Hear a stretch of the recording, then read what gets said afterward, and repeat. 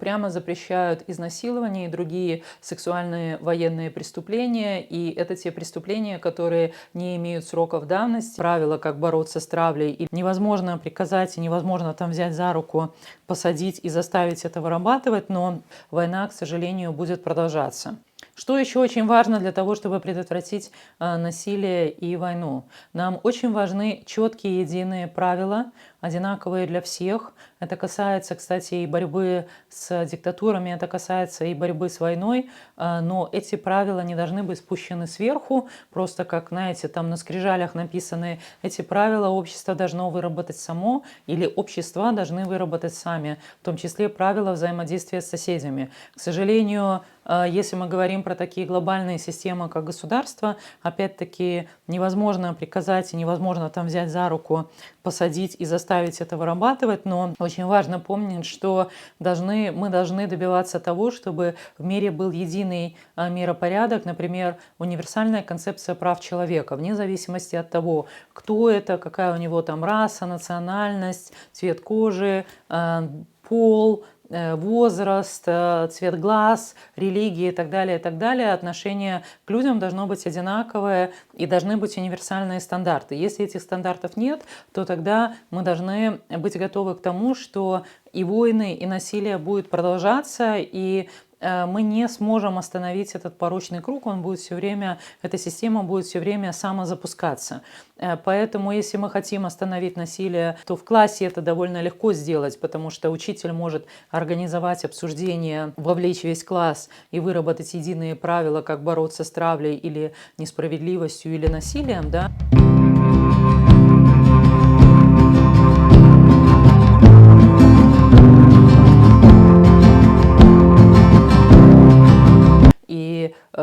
Сделать парламент класса и так далее, в отношении страны это уже намного сложнее, но без прозрачных и честных выборов, без четкой избирательной системы, без независимых судов, без единых правил для всех остановить насилие невозможно. Нравлюсь я вам кому-то или нет, не вам решать. Хорош я, плох, терпите Лукашенко. Иногда сам себе завидую. Я же последний и единственный диктатор в Европе. Совсем разобрался, в чем там проблема.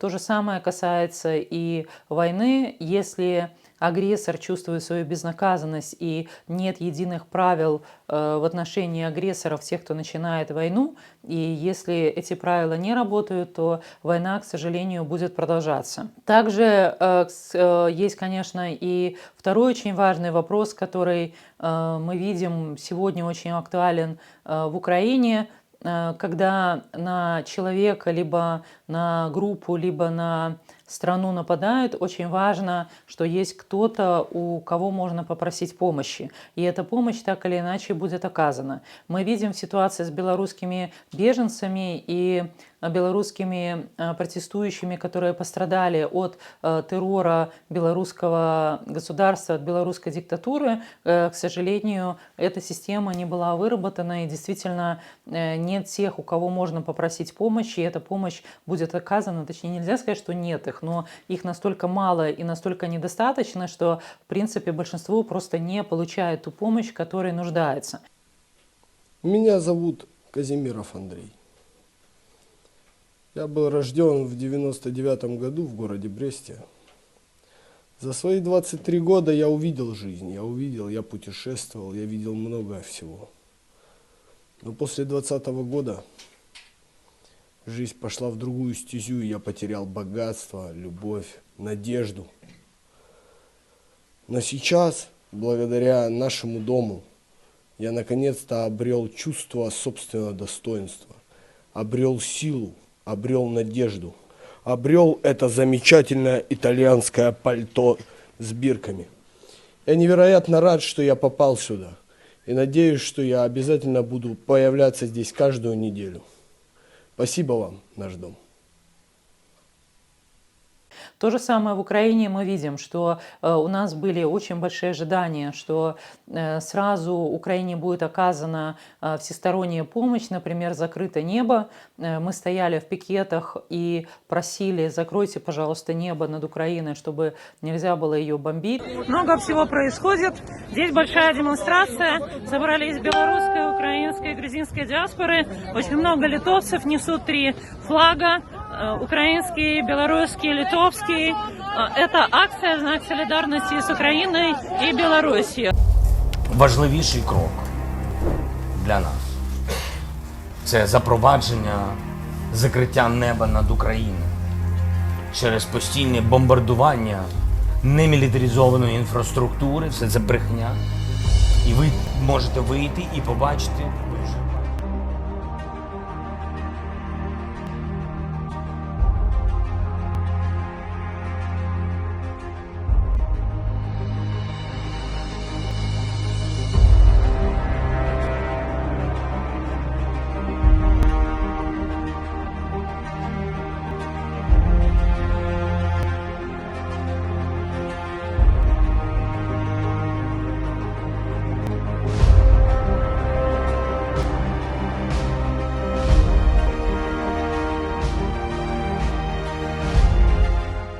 Но этого так и не было сделано, и мы видим, что процедуры поступления помощи в Украине, нельзя сказать, что помощи нет, помощь есть, она довольно огромная и всесторонняя, но все равно она недостаточная, и мы видим, насколько тяжело эта помощь поступает и насколько часто приходится разочаровываться в ожидании этой самой помощи. Поэтому вот если мы говорим про мировой миропорядок, мы говорим про то, что насилие, вооруженные конфликты, террор, война должны быть прекращены, то, значит, должны быть работающие структуры как на микроуровне, так и на макроуровне, к которым можно обратиться за помощью, если ты стал жертвой насилия, террора либо войны.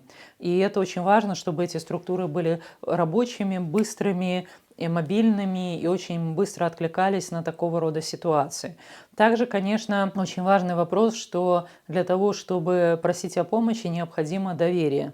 У белорусов есть базовое недоверие к миру, связанное с тем, что они очень часто становятся жертвами насилия, начиная с самого маленького возраста. В том числе я бы хотела напомнить печально известный декрет номер 18, декрет, когда детей, собственно, по любому поводу и без повода изымают из семьи в детский дом, и, конечно, ребенок переживает очень страшную травму, у него подрывается базовое доверие к миру, к родителям, которые его не смогли защитить, потому что для ребенка, конечно, родители — это что-то вроде божеств, он считает, что они обладают, ну, такой, скажем, волшебной силой, да, и они являются там мега сильными людьми. Это, к сожалению, не так, не всегда родители могут защитить ребенка.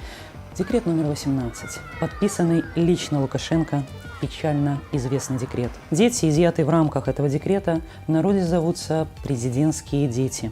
Лукашенко лишил их родителей и семьи, украл их детство, но на этом не остановился. В 2016 году в Минске прошел суд, для широкой общественности прошедший почти незамеченно. Подсудимый некий Вячеслав Давыдович, бывший сотрудник милиции, обращаю ваше внимание, и бывший сотрудник администрации президента Лукашенко, а также бывший руководитель организации в помощь детям-сиротам. В ходе следствия установлено, что в период с апреля 2010 года по ноябрь 2012 он совершал действия сексуального характера в отношении воспитанников детских домов.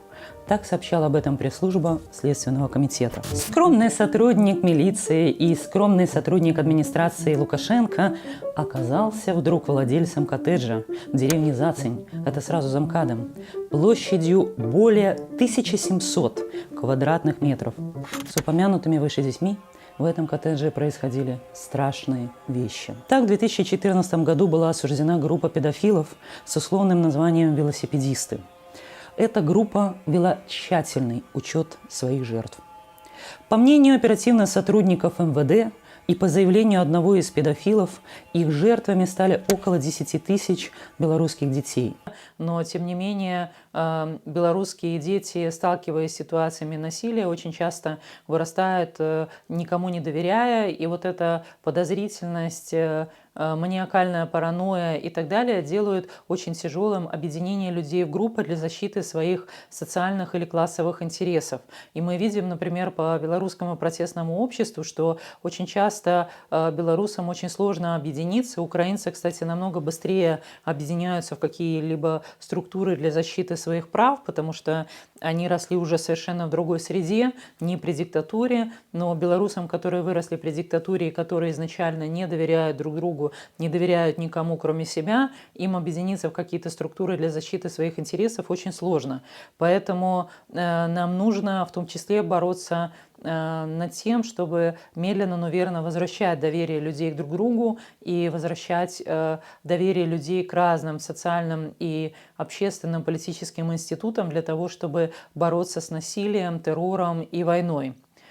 И также почему люди не доверяют друг другу? В том числе они не доверяют друг другу, потому что они боятся говорить о том, что они стали жертвами насилия или террора, потому что они боятся общественного осуждения. Также они боятся, конечно же, недоверия встречного и боятся того, что им скажут, что они сами виноваты в том, что с ними произошло это насилие. Вот это, кстати, самобичевание очень серьезный, к сожалению, такой фактор, который очень мешает в борьбе с насилием, с террором, с диктатурой, с войной, потому что человеку проще согласиться, чем что он сам виноват, чем все-таки сказать: нет, со мной поступили несправедливо, и я требую справедливости, потому что это обозначает, что человек должен бороться, чтобы эту самую несправедливость остановить и восстановить справедливость в отношении себя.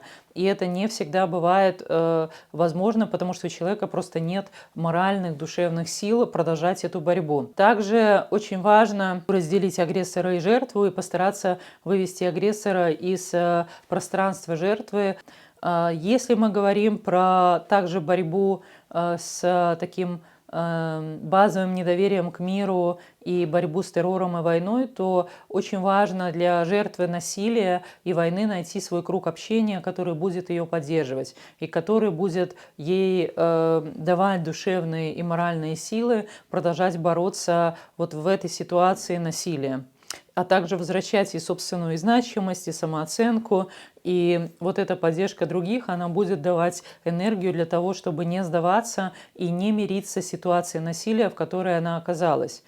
И, конечно же, очень важно помнить, что агрессор очень часто ведет себя так, потому что он просто не знает настоящей любви. Для него очень часто доминирование и насилие – это тоже, как ни странно, обозначает любовь, потому что ничего другого он в жизни никогда не видел. Это не говорит о том, что это его оправдывает в ситуации насилия, но это позволяет понять его мотивы и позволяет более эффективно бороться с тем насилием или с той ситуацией насилия, в которой мы все оказались. Очень важно, конечно, бороться и с языком вражды, который сегодня все чаще и чаще звучит со страниц независимых медиа. Мы видим это по Литве, когда в отношении белорусов развязан просто огромный хейт на страницах литовских независимых средств массовой информации, когда белорусы подаются или там показываются как некая враждебная группа Литве, каждый белорус выставляется как потенциальная угроза независимости Литвы, и вот с таким языком вражды надо бороться, потому что именно с языка вражды начинается основа для того, чтобы дальше предпринимались некие насильственные действия в отношении группы. Департамент миграции сообщил, что с декабря за 9 месяцев более 1100 россиян и белорусов в Литве были признаны угрозой национальной безопасности. К нам по-прежнему приезжают и белорусские, и российские граждане, заявляющие о своей поддержке режима, о поддержке войны в Украине. Это просто поразительно, потому что мы до сих пор каждый месяц принимаем решение о невыдаче вида на жительство или визы именно по этим причинам, но и по другим, конечно, тоже. А другие причины – связи с российскими и белорусскими спецслужбами. Такие люди, оказавшись в Литве, могут собирать информацию и передавать ее в свои страны, а также выполнять другие задачи. Однако глава Департамента миграции заявила, что отказывают во въезде и проживании отнюдь не только потому, что такие лица называют Крым российским. Мы проводим глубинные интервью, в ходе которых больше говорим о биографии человека, его общем отношении к происходящему, а потом выясняем, есть ли у человека мнение, отличное от нашего. Иными словами, пророссийски настроенным иностранцам в нашей стране не рады. Ну, то есть это пятая колонна, которая опять же в случае угрозы встанет не на нашу сторону, не на сторону защиты нашей страны, а на сторону вражеского государства, предавая своих соседей и сообщая информацию. Если вы хотите жить здесь, оставаться здесь, работать здесь, растить здесь своих детей и интегрироваться здесь, вы должны принять правила, процедуры, отношения, ценности, которые существуют здесь. И вы должны принять это. А некоторые россияне или белорусы, получив требование покинуть Литву, обращаются в суд, чтобы оспорить решение Департамента миграции и Департамента госбезопасности. Уже рассмотрено около 140 таких дел. Примерно в 30% случаев суды признают, что людей выдворяют из Литвы необоснованно. Суды рассматривают ситуацию по-разному, не только через призму угрозы, но иногда они смотрят и решают, что социальные связи, которые человек создал в Литве, важнее, чем угроза. И здесь, наверное, нам нужно будет достаточно быстро, когда мы соберемся, или в осеннюю сессию, рассмотреть какие-то изменения в законодательной базе, чтобы у судов просто не было возможности оспаривать такие решения миграционной службы. Департамент миграции просит жителей сообщать, если они на улице или даже в интернете увидели нелояльное отношение приезжих к Литве. Если граждане видят, что такое происходит, они должны сообщать об этом либо в миграционную службу, либо в ДГБ. Тогда можно будет проверить, не приближаются ли эти действия к тем, которые запрещены нашим уголовным кодексом. В настоящее время в Литве проживает 58 тысяч белорусов и 16 тысяч россиян. Всего же в Литве насчитывается почти 200 тысяч иностранцев. Это больше, чем все население Клайпеды. Которую, собственно, обозначают языком вражды. И это не очень безобидные вещи. Сначала в Литве начался хейт в отношении белорусов, а потом уже появились блогеры, которые называют себя охотниками за белорусами, потом появились группы ультраправых литовцев, которые тоже борются с белорусами и так далее, и так далее. То есть язык вражды, он показывает, что есть жертва, в отношении которой можно совершать насилие, потому что она выведена за как раз-таки пределы вот этого гуманного круга, в отношении ее идет дегуманизация.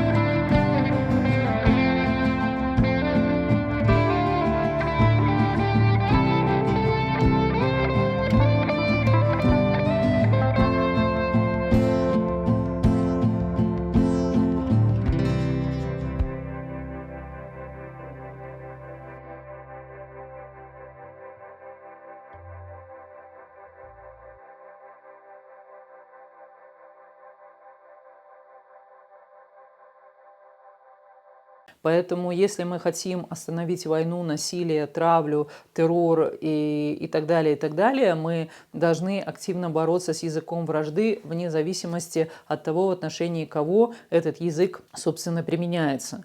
И нам очень важно также прямо говорить про проблемы, включая табуированные проблемы. Я понимаю, еще раз хочу подчеркнуть, что, например, проблема, что будет с солдатами, которые будут возвращаться с фронта с острым посттравматическим синдромом и которые будут психологически не готовы возвращаться к мирной жизни, это табуированная тема. Но, тем не менее, мы должны ее обсуждать, как и сегодня, например, те солдаты, которые демобилизованы в результате того, что они там потеряли свое здоровье, уже идут жалобы на насилие в семьях таких героев, как и насилие в семьях бывших политических заключенных, когда человек попал под пытки, он отсидел в тюрьме, он выходит из тюрьмы с тем же самым острым посттравматическим синдромом, и он не может сам справиться с этими эмоциями, поэтому он становится очень агрессивным и ведет себя агрессивно по отношению к семье. И это действительно очень большая и сложная проблема, потому что женщинам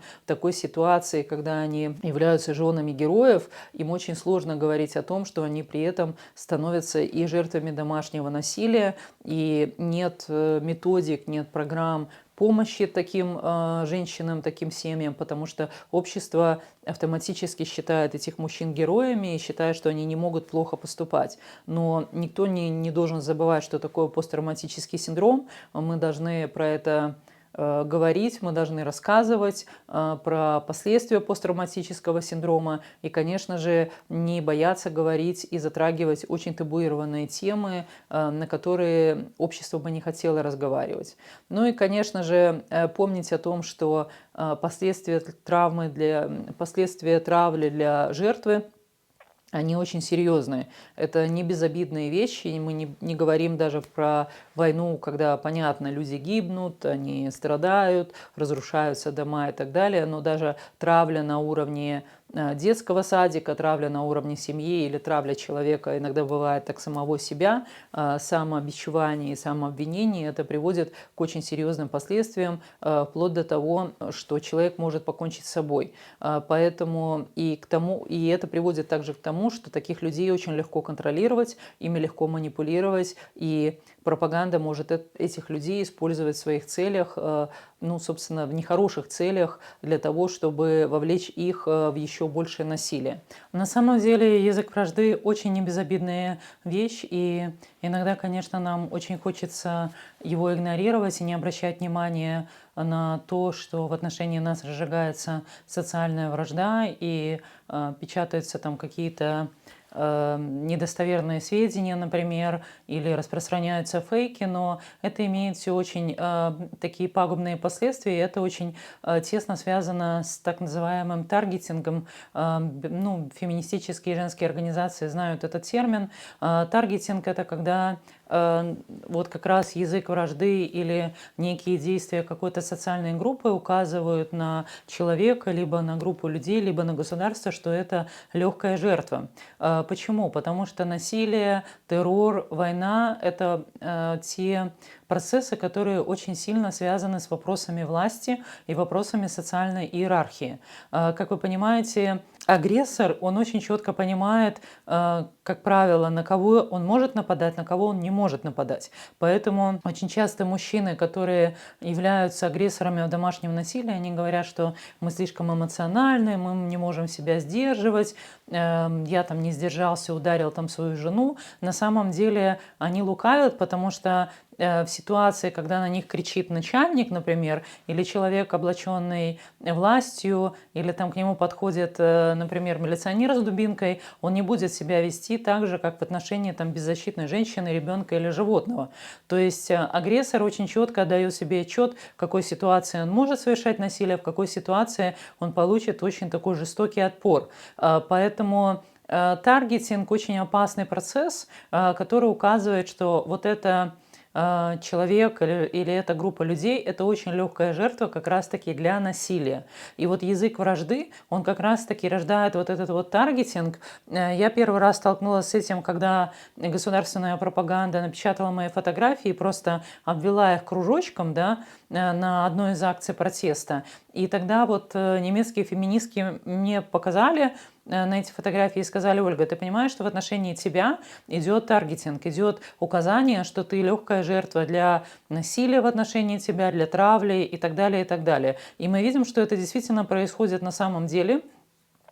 И мы видим, что таргетинг очень опасен тем, что он действительно вовлекает этот процесс не только агрессора, но и других потенциальных агрессоров, которые начинают присоединяться и сбиваются в такие стаи. Мы видим это по Литве. Как я уже говорила, в Литве появились охотники за белорусами, в Литве появились литовцы, которые пишут угрозы белорусам в личку. Мне тоже поступают такие угрозы на литовском языке. И это связано именно с тем языком вражды, который сегодня практикуют, к сожалению, литовские медиа. Но литовские медиа практикуют это не просто так. Были и есть литовские политики ультраправого толка, национал-социалисты, которые начали этот процесс, в том числе нынешний министр обороны Лавринас Кащунас, который, собственно, первый начал этот процесс таргетинга и начал указывать на белорусов как на группу, которая, легкая жертва для травли в Литве. Поэтому таргетинг – это очень такой опасный процесс, как и язык вражды, и с этим нужно бороться вне зависимости от того, в отношении кого это происходит и в какой стране это происходит. Это может случиться абсолютно везде, и в России, и в Беларуси, как мы видим в Литве, и в Украине, и в других странах. Но это нужно решительно пресекать. Именно поэтому существуют стандарты у независимых медиа. Именно поэтому профильные ассоциации журналистов борются с языком вражды как профилактика, превенция недопущения насилия в отношении какой-либо социальной группы. И именно поэтому, собственно, существует такой негласный запрет. Если пишешь про уголовное преступление, то, как правило, у преступника не указывается национальность. Именно для того, чтобы не провоцировать перенос отношения к преступнику на представителей этой же самой национальности и не провоцировать травлю в отношении их. И в том числе членов семей и так далее, и так далее. Также очень важно помнить, что с процессами насилия, которые приводят, собственно, к вооруженным конфликтам и войны, очень тесно связан такой процесс, который называется газляйтинг. Это тоже процесс, который очень известен феминистическим организациям. Это когда переживания жертвы по поводу того, что в отношении ее происходит насилие, обесцениваются, звучит критика или стёб в ответ на просьбы о помощи, и идет несправедливое отношение к жертве насилия как должное, и это воспринимается как социальная норма.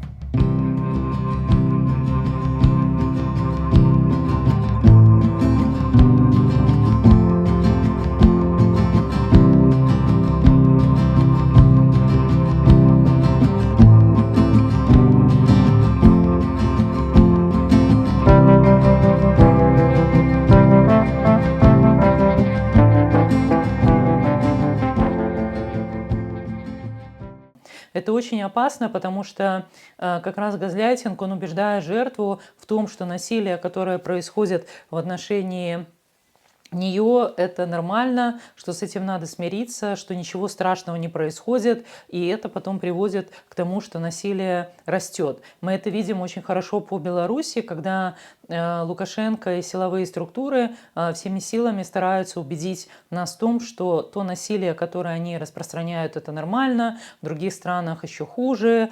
Они пытаются приводить в пример какие-то отдельные случаи, но на самом деле это все ненормально. И нам нужно прислушиваться к каждой жертве насилия, которая говорит, что с ней что-то не то происходит и с ней что-то не то делают. Если, конечно, человек просит о помощи, нужно очень серьезно относиться к этой самой просьбе и стараться помочь и разобраться в ситуации. И то же самое касается и стран, которые просят о помощи, либо каких-то социальных групп, которые просят о помощи. И на самом деле вот как раз газляйтинг, он приводит к тому, что у жертвы исчезает или там отсутствует чувство собственной значимости, понижается самооценка, возникает депрессия, и, как правило, жертва также чувствует, что она не способна бороться за свои права, она не способна бороться с насилием, она не способна защищаться. Это то, чего добивается любой насильник и агрессор – заставить жертву прекратить любое сопротивление. Также очень важен такой процесс, который сегодня мы наблюдаем в Беларуси. Это игнорирование, избегание неприятной информации про террор и насилие. Конечно же, мы все столкнулись с ужасной волной террора и насилия в Беларуси, и, конечно же, от таких новостей очень сильно устаешь, и люди стараются с течением времени избегать подобных новостей. Аналогично мы видим ситуацию по Украине. Если вначале шло очень много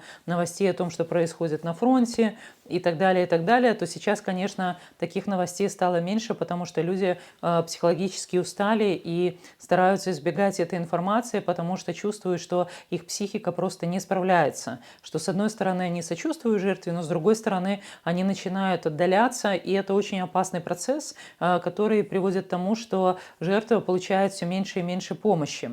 И мы помним о том, что любое насилие, террор, война – это так или иначе всегда стремление к власти и контролю над людьми, причем к абсолютной власти, потому что вы понимаете, что человек с оружием в руках, который понимает, что он может сделать в отношении этого беззащитного человека все, что угодно, это самый большой наркотик, который только можно придумать. И люди, которые попробовали человеческой крови, они, конечно же, очень тяжело от этого отвыкают, особенно в ситуации, когда они являются агрессорами, они нападают, и они чувствуют вот эту полностью абсолютную власть над другим человеком. Я с этим тоже сама столкнулась в своей жизни. Так получилось, что в 2011 году я и еще ряд активистов и журналистов нашего дома, мы были задержаны по подозрению в теракте метро Октябрьское 11 апреля 2011 года. Тогда теракт на станции метро Октябрьская унес жизни 16 человек, и несколько сотен человек получили ранения и получили повреждения здоровья. Сюда, ближе. —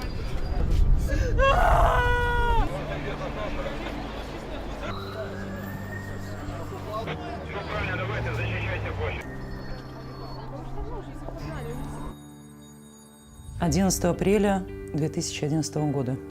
Страшный теракт. Рассыпанный по платформе метро Октябрьская сахар и звонящие мобильники в куртках мертвых людей – это страшные приметы нашего белорусского времени. Короткие сообщения в медиа, которые врезаются в память навсегда. О 20-й гадзіне на месца здарэння прыбыў Александр Лукашенко, які заявіў, што ўзяў сітуацыю ў Менску пад свой асабісты кантроль. Гэта адбылося пасля экстраннай нарады з ягоным удзелам. Про гэта писала наша Нива 11 красавіка 2011 года. «Надо еще раз посмотреть, кому не нравилась белорусская стабильность», сказал глава государства. По словам Лукашенко, действовать надо решительно, вывернуть все наизнанку, а люди эти меры поймут. Про это писал белорусский партизан 11 апреля 2011 года. Лукашенко в понедельник вечером выступил на экстренном совещании в связи с терактом в Минском метро. «Я вас об этом предупреждал», заявил белорусский диктатор. Об этом писала Хартия 97 11 апреля 2011 года.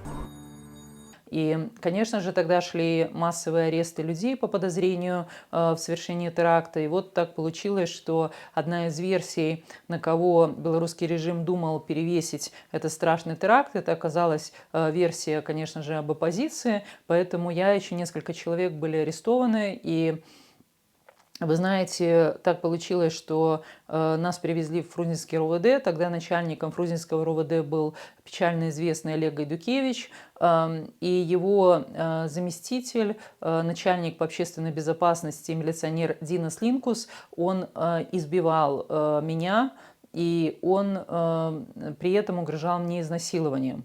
И вы знаете, это такое очень тяжелое чувство, когда ты находишься в абсолютной власти маньяка, в абсолютной власти неадекватного человека, который получает огромное удовольствие от того, что ты находишься в его абсолютной власти. И чем больше он меня избивал и рассказывал, как он будет меня насиловать, тем больше он просто, простите, возбуждался. И уже под конец он был настолько возбужден, что когда он схватил мой паспорт и стал кричать: «Есть ли у этой суки дети?», он просто даже не смог прочитать ни мою фамилию, ни вообще посмотреть, есть ли у меня дети, откуда я, ничего. То есть он находился именно в состоянии такой очень большой возбужденности от осознания, что я нахожусь в его абсолютной власти. Он там может мне отрезать ухо, да, он там может меня избить, изнасиловать. И, собственно, в той ситуации психоза по поводу теракта на станции метро Октябрьская, он прекрасно понимал, что ему за любые повреждения меня ничего не будет. Но только международный скандал и, соответственно, звонки там в РОВД, собравшиеся люди и так далее, это прекратили. С майором Линкусом я познакомился в апреле прошлого года, когда под его руководством милиция ворвалась в квартиру, где мы отмечали день рождения, всех похватала, доставила в РОВД. Меня, значит, по личному приказу Линкуса заковали в наручники. Значит, лично Линкус грозился поджечь мне бороду, изнасиловать и заставить ползать по коридору. Я не удивился, узнав, что в Гродно Линкус избил майора, подчиненного майора. Так? И, надеюсь, суд даст достойную оценку его действиям.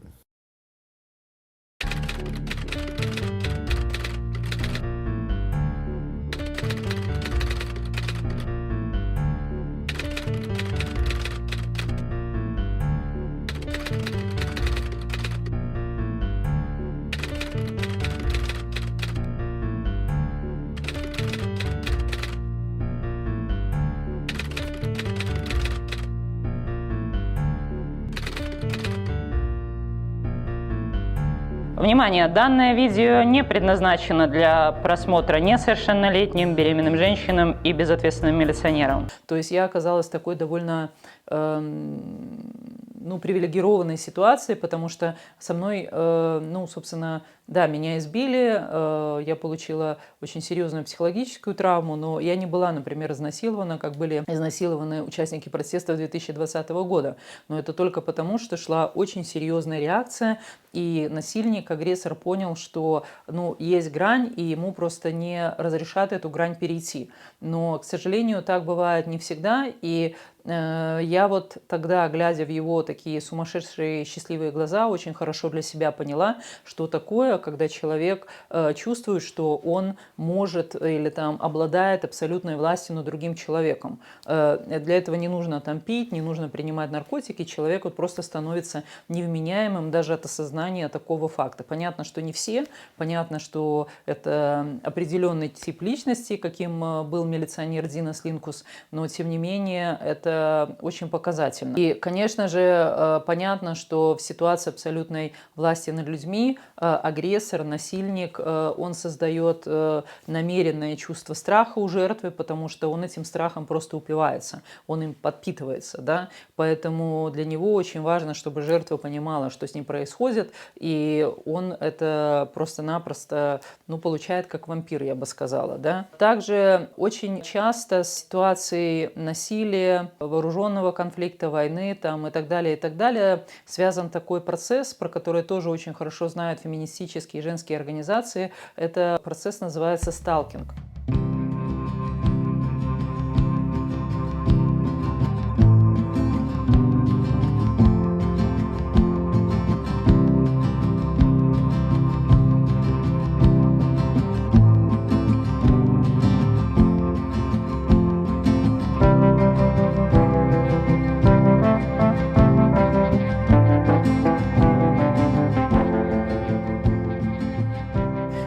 когда идет сознательное, системное преследование жертвы везде. И это то, чем занимается сегодня белорусский режим. Например, мы все знаем, что люди, которые были задержаны в 2020 году за участие в протестах и даже, например, отсидели за участие в протестах, либо получили штрафы, для них на самом деле ничего не заканчивается.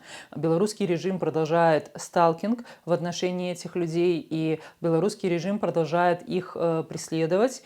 И в том числе это никогда не заканчивается, да, то есть человек выходит из тюрьмы, его ставят, за ним устанавливают надзор, его лишают работы, продолжается давление на родственников, то есть сталкинг – это ряд мероприятий, когда жертву просто преследуют со всех сторон, и она чувствует точно так же неуверенность, страх, и она не знает, что будет с ней дальше. Это тоже очень типичное проявление ситуации насилия в отношении жертвы.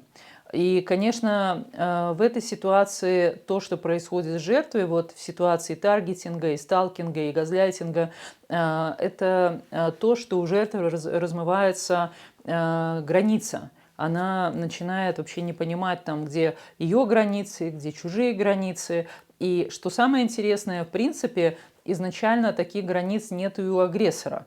У него нет собственных границ, он не понимает свои собственные границы, у него они размыты, потому что чаще всего он был в детстве или в юности там, жертвой насилия или каких-то ситуаций, да, то есть у него самого размыты вот эти границы, чувство собственного достоинства, он готов унижаться, да, перед более властимущим, агрессора я имею в виду, и при этом унижать жертву, но он же добивается того, чтобы у жертвы тоже стирались эти самые границы, то есть это опять запускается такой процесс, который там без начала, без конца.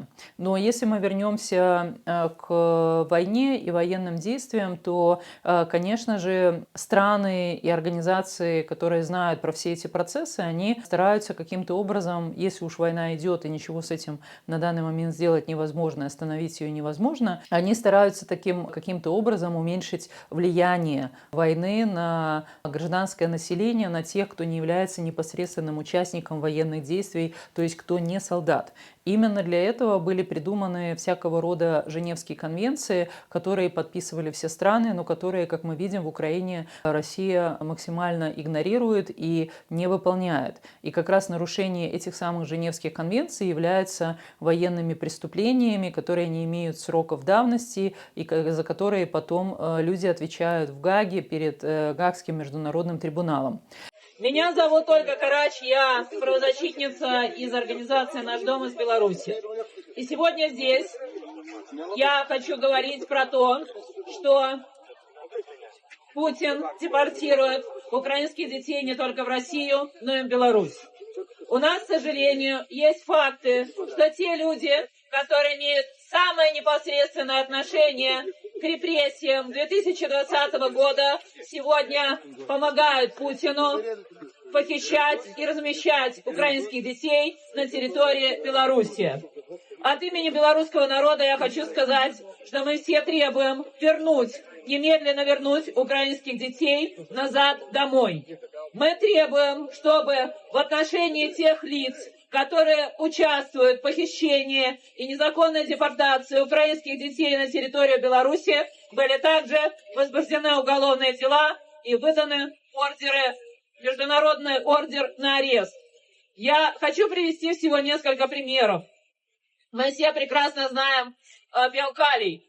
Администрация Белкалия участвовала в размещении и перемещении украинских детей. Это та самая администрация, которая наглым и циничным образом давила на стачечный комитет, пыталась всячески задавить забастовку рабочих, угрожала, увольняла и вызывала милицию, чтобы люди сидели в тюрьме.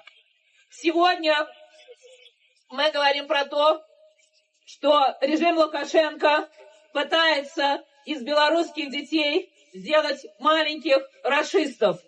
Этим летом 18 тысяч белорусских детей прошли через военные тренировочные лагеря в течение 9 дней на базе воинских частей.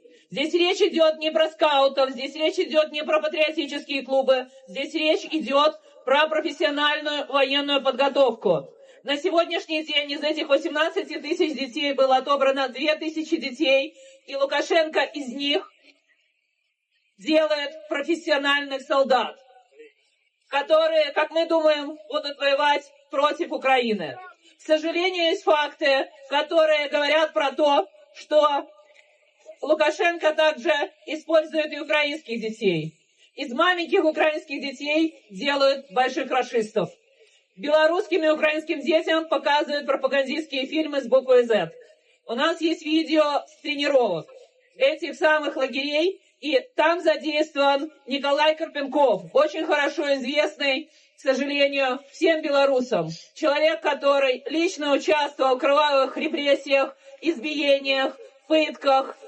Человек, который покрывал очень некрасивые дела, связанные с педофилией чиновников с администрации Лукашенко. Человек, который стрелял по машине кандидата в президенты Александра Козулина еще в 2006 году. За ним тянется кровавый шлейф очень тяжких преступлений. И на сегодня он также замешан в преступлениях против украинских детей. Мы требуем, чтобы международное расследование шло не только по России, но по Беларуси тоже. Украинские дети должны вернуться к своим родным и близким. Белорусские дети должны прекратить обучаться военной подготовке, прекратить обучаться убивать мирных людей. Дети должны иметь детство и мирное небо над головой. Давайте все вместе бороться за то, чтобы вернуть нашим детям украденное Путиным и Лукашенко детство. Живе Беларусь! Живе вечно! Слава Украине! Героям слава! И я бы хотела их просто зачитать или там озвучить для того, чтобы мы все понимали, о каких конвенциях идет речь. Во-первых, Женевские конвенции защищают всех от войны или стараются защищать всех, кто не воюет. Это, соответственно, гражданские лица, да, мирное население, это медики и это гуманитарные работники. То есть предполагается, что эти люди не могут быть жертвами военных атак, что, как мы видим, не всегда происходит, не всегда соблюдается.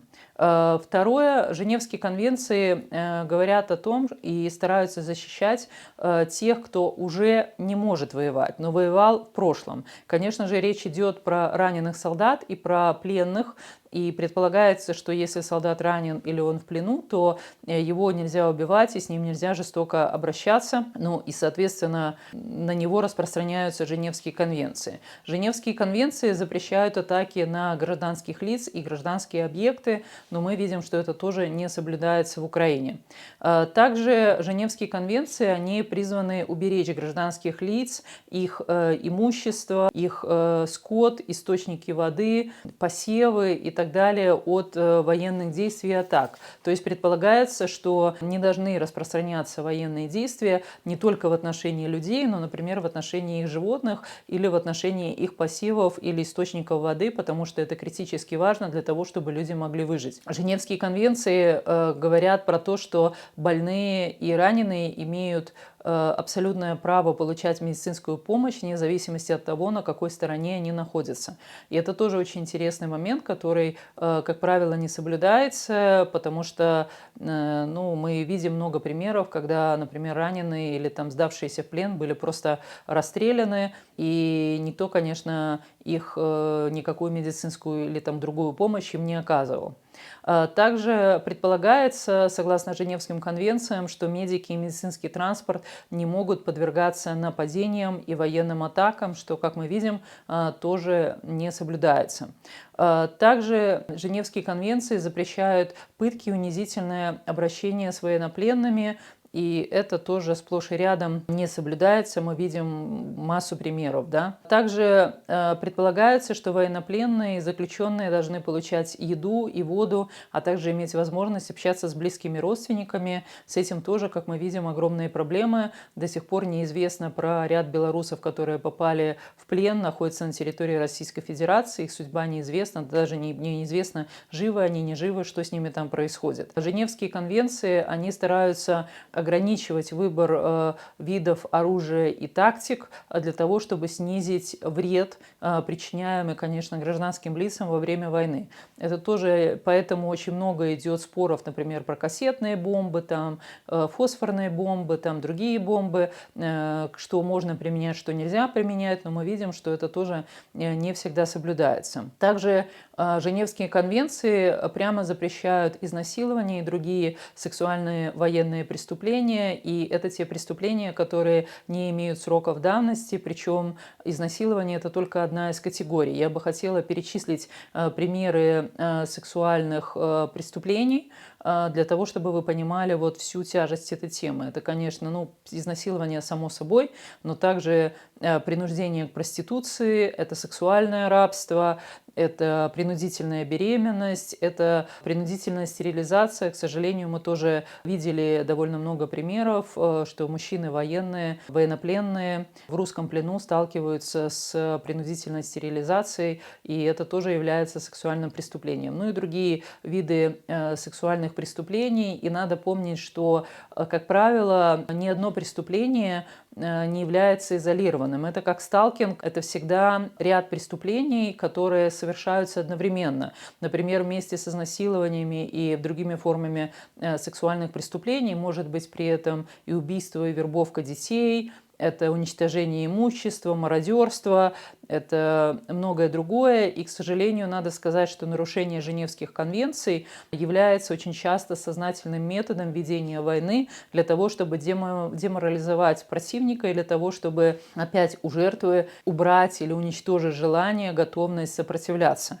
Потому что люди, конечно же, от таких историй просто в шоке, и у них нет моральных, душевных сил, соответственно, сопротивляться, потому что они просто слишком много переживают вот этой вот негативной информации. Поэтому, если мы хотим остановить войну, то в том числе мы должны требовать соблюдения всех Женевских конвенций в отношении гражданского населения, военнопленных, в отношении раненых, в отношении медиков и так далее, потому что все эти Женевские конвенции снижают вред, который наносится, к сожалению, войной гражданскому населению, на территории которого идет война, в данной ситуации это Украина. Поэтому мы видим, что тема войны, насилия, террора, она очень сильно связана между собой. И, к сожалению, это та тема, которая не решается очень быстро и каким-то универсальным рецептом, универсальным способом, но, тем не менее, это та проблема, решение которой зависит от каждого из нас. И мы видим, что исключение женщин из процесса миростроительства, из процессов принятия решений, влияние на войну, на насилие, на террор, на диктатуру, оно приводит к тому, что насилие, террор, диктатура, война, они только растут и распространяются. И для нас крайне важно, чтобы мы начинали бороться с войной, с террором, диктатурой, насилием и так далее, начиная с самого очень маленького уровня, с микроуровня. И мы работали на профилактику насилия и как способа разрешения конфликтов. И мы работали с обществом, с разными социальными группами, начиная от детей, заканчивая взрослыми, в том числе проводя просветительскую работу.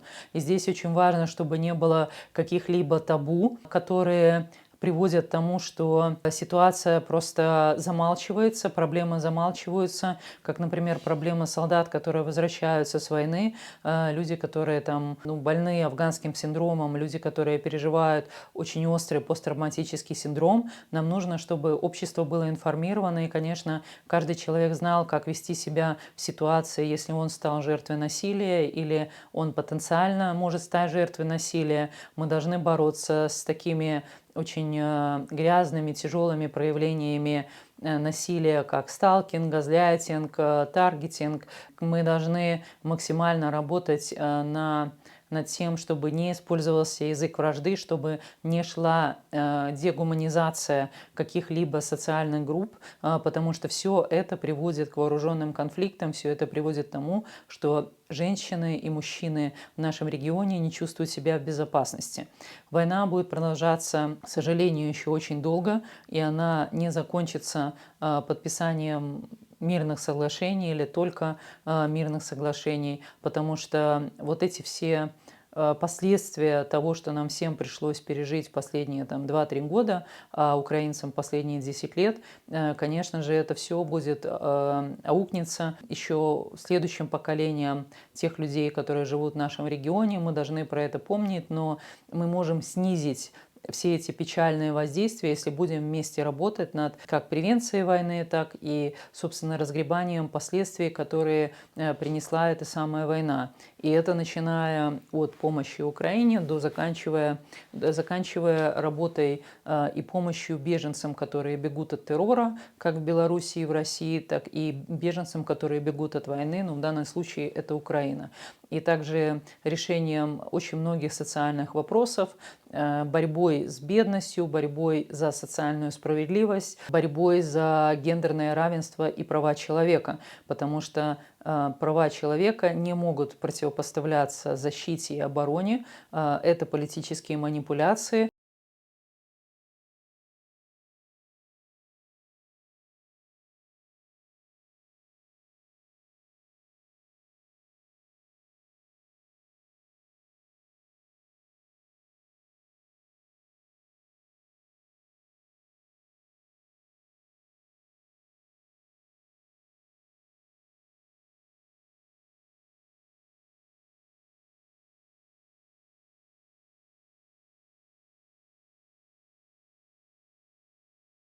Laurynas Kasčiūnas. Mėlyje, aš labai trumpai. Žiūrėkit, aš daugiau nebekalbėsiu. Jeigu Vytautas Bakas nekalbės, aš tikrai nebekalbėsiu.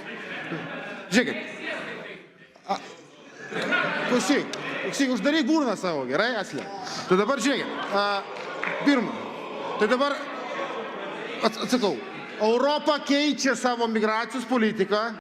Не может быть мира только для какой-то определенной группы людей, может быть мир только для всех или для никого.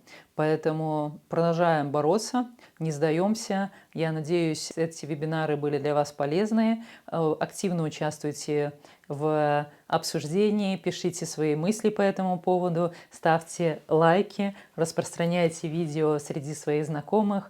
Ну и до следующих встреч, дорогие друзья. Живи Беларусь!